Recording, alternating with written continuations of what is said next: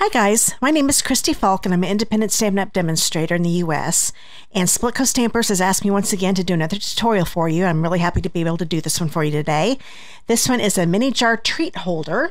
And of course, Easter's just around the corner, so we're going to be making this little Easter one. So I'll be showing you how to do this in just a minute. It features the Easter Friends stamp set, but of course you can substitute any stamp set that you have on hand to make it. And it doesn't have to just be Easter, and I'll show you one that I made for Halloween here at the end of the video. First off, you need a scoring tool, and you need a piece of cardstock that is 11 inches by 6.5 inches. And this happens to be So Saffron in Stampin' Up! Color. And with the 11-inch side along the top, you're going to score this at 1/2 inch, at 3 inches, at 4.5 inches, and at 7 inches. Then you want to rotate it 1/4 of a turn so the 6.5 inch side is along the top. You're going to score at 1/2 inch again, and at 2 inches, 4.5 inches, and 6 inches. And that's all the scoring that you need to do. Okay, I want you to find the end that has the narrow section right here, and you need to have some scissors, and we are going to cut this section off here. So we'll go to the second score line from the right and then stop at the first intersecting line, and then we're going to just cut across here and take this whole section off right here. We're going to do the same thing on the other side, so the second score line from the left this time, and then we're going to cut right along this one to take this one off. Okay, now that we've got this cut off, we're going to cut some big sections off here. You can just use paper snips, but I'm going to use my paper trimmer because I think it goes a little bit faster. I'm going to line this score line here with the track that's in the cutting, my trimmer. And it actually even locks into place because I felt the little groove go right inside there. And then I've got little lines here that tell me where the blade is at. So I'm going to have this line line up with the bottom score line down here. And that's where I'm going to stop. There we go. Then I'm going to rotate this like so and go down to the score line that I stopped at. I'm going to line this score line up there, and it's going to go right inside that track. And then I'm going to cut until I come to the second score line here to cut this section off. Okay. We're going to do the same thing on this side. So the score line that's over here, you're going to line that up in that track, bring it down here, and you're going to stop at this bottom score line down here. Okay.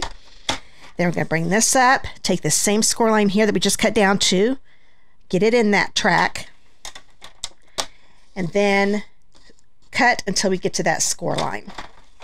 And now this is what it's going to look like when we're all done. I'm just going to get that in the screen. There we go. So that's what it's going to look like. And now we'll put this together. Okay, first we're going to do a thing called burnishing all of the score lines. And when you go to fold, you actually want the inside of your fold to be where the hill of your score line is. So where the bump is, that is what's going to be folded under. Okay, so I'm going to get this one burnished. And what it is just getting all of these score lines folded, and it makes it a lot easier when you go to put it together later.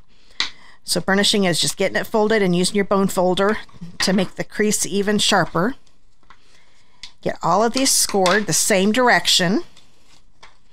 Okay.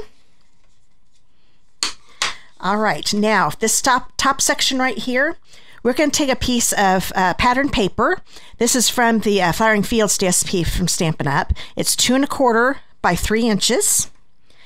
And we'll put some adhesive on the back here, and go just right across those top and bottom sections on this side. Then I'm going to put this and center it at the top of this. So you want the top border of the saffron cardstock and the left and right borders to be about the same width. So we've got that. Now we're going to turn this over, okay? And we're going to put some DSP on these sections here. When I say that, I mean pattern paper. And these are 3 pieces of the same paper pack. They're 2 1/4 by 1 1/4. And we'll just put our adhesive on here. And it's going to go right here in the middle of this section. like so. And we've got another one here. And we'll put it on this section here. And then we'll take the last one, and it's going to go in this section right here. It's a lot easier to put the pattern paper on before you start putting this together. Okay. And now that we've got that ready to go, we're going to put some strong adhesive here. I'm going to be using tear and tape. Let me find the end here. There we go. And I'm going to put a strip on all three of these narrow sections right here. Okay. Got one there. We've got one here. And one more right here. Okay, now before we put this together, we need to get our die cutting machine out. Okay, have your die cutting machine set up to die cut. We're going to bring in this paper here. And when you put this in, you notice how these ends are hanging over. That means they're not going to be able to go through. I am just going to fold those two little sections down, okay? They're still within here, so I don't have to worry about when I cut a circle out here. So we've got this laying here. Then I've got a circle die. This is about 2 1/8 by 2 1/8 inches. Actually, I should just say 2 1/8 inch circle. That's going to go right here in the center of the section. I'm going to put a piece of tape here just so it doesn't move on me. And the reason you want to get, I wouldn't go any larger than a 2 1/8 inch circle. You can go smaller. It depends on how wide your jar is that you're using. Mine happens to be a 2 1/8 inch jar. So go ahead and get this, because I want to have a snug fit. That's why I'm making it be the same size as the jar. So that's how you make your section for your jar. So let's go ahead and get this out of the way. Okay, now we're ready to put this together. So let's go ahead and turn this over. And I'm going to take the sections off of these two first. So I'm going to take a paper piercer. And I think it's easier to get the paper backing off this. So I'm going to start down here and then bring it up. If I start on the end, sometimes I'll lift up more than just, I'll lift up the tape rather than just the paper. So that's why I start down here a little bit and peel it off. Okay, now we're going to be putting this together like so, okay? Now what we're going to do, we're going to line this score line up right here with the edge of this section here. And then I want this to be right up against where this is going to fold. So when I bring this up, hopefully you can see this. I'm going to bring this up. I'm folding this down farther than it needs to go because I don't want it to attach yet. I'm lining up the edge with the edge of this one. Then when I know that this is right up against it, because I want it as close as possible, then I'm going to slowly bring this down onto my adhesive and make it so it's right along that score line. Then I'm going to take my finger and push it down. And now this is attached, so it's a perfect 90-degree angle. So we'll do the same on this one, so I'll show you again. Fold this down so it's not going to attach to anything yet. Make sure this section is right up against this. Line up the score line of this with the edge of the back piece. And then when you get it all lined up, then you put your adhesive part down. There we go, you squeeze it together. And there we go. So now we've got this all ready to go. And then we'll go ahead and take the paper backing off of this one. Fold it down. This one's really easy to put on here. Hold this down like so and line it up with the edges of this one. And then you can put your hand inside the opening right here. Actually, you can even use your tool. And that seals it all up. So now we've got our case for our mini jar. Now I'm going to go ahead and decorate it. I've already done the stamping and the coloring for you because the main thing I wanted to show you is how to make this. So we're going to take this little guy. I'm going to put a couple little dimensionals on the back right here on his body part. He's actually a little duck. I can't remember if I just said chick, but he's a little duck. Take these off. And that's going to make it so I don't have any adhesive sticking off. You don't want any adhesive coming from up here. So I've got nothing showing. They're all hidden. So I got him popped up a little bit. I went ahead and made little eggs. I had a little oval die, and this is from some ombre specialty paper that Stampin' Up! Has.